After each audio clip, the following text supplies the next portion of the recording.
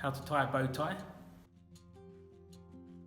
You take your longer tail, take it over the shorter one, bring it through the back, and tie it. With the shorter piece, you fold it at its widest point and put it to where the collar meets in the middle.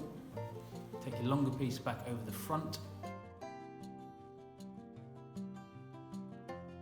This is the tricky bit.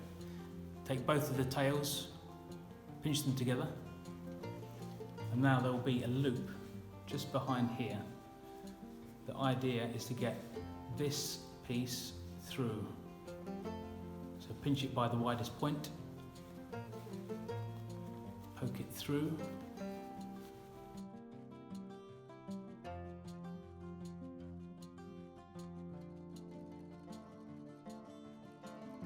may need some adjusting, but you have the general idea.